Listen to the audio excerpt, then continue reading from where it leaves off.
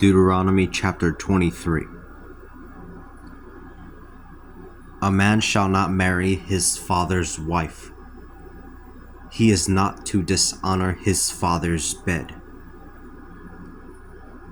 No one who has been emasculated by crushing or cutting can enter the assembly of the Lord. No one who is illegitimate can enter the assembly of the Lord, nor can his descendants to the 10th generation enter the assembly of the Lord. No Ammonite or Moabite can enter the assembly of the Lord. Even their descendants to the 10th generation cannot enter the assembly of the Lord, for they did not greet you with bread and water as you were on your way when you came forth out of Egypt. They hired Balaam, the son of Beor, who came from Pethor in Mesopotamia, to curse you. They hired Balaam, the son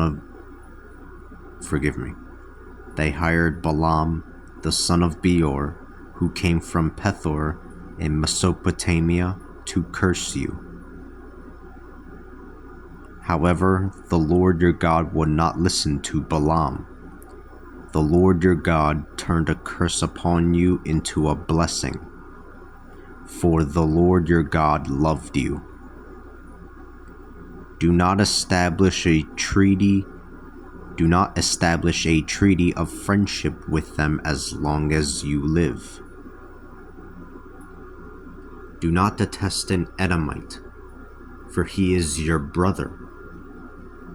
Do not detest an Egyptian, for you lived as a foreigner in his land. The 3rd generation of children born to them can enter the assembly of the Lord. When you are encamped against your enemies, stay away from everything that is impure.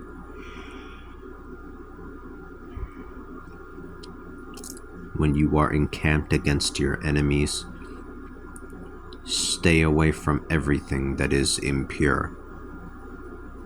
If one of your men among you is unclean because of a nocturnal emission, let him move outside of the camp.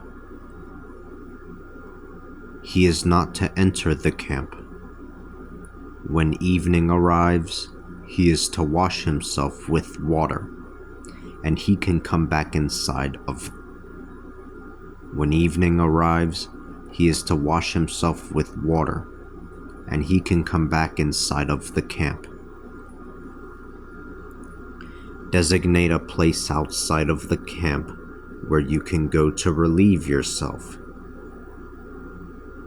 You shall have an implement with your equipment so that when you relieve yourself, you can dig a hole and cover over your excrement.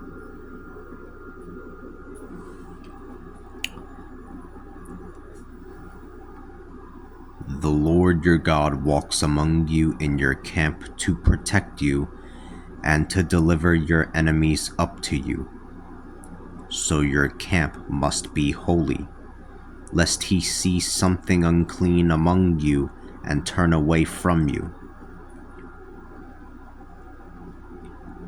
If a slave has taken refuge from his master with you, you are not to hand him over to his master. Let him live with you wherever he chooses, in whatever town he chooses.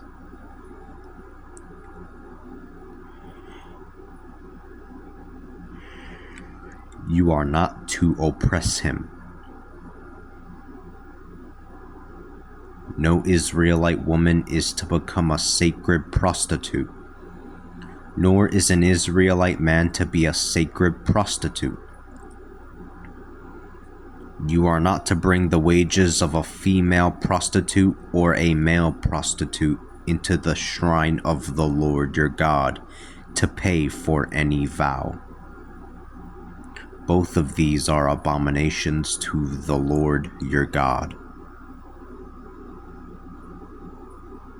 Do not charge your brother interest, whether it be on money or food or anything else that could earn interest. You can charge a foreigner interest, but you cannot charge a brother interest. For this you will be blessed by the... You can charge a foreigner interest, but you cannot charge a brother interest. For this you will be blessed by the Lord your God in everything that you undertake in the land that you are entering to possess.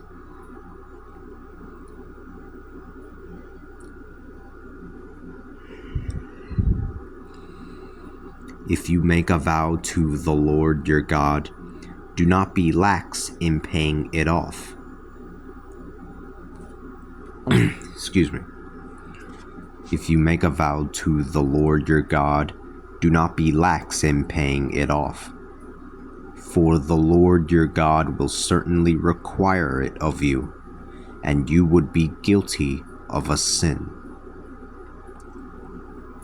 But if you fail to make a vow, there is no sin.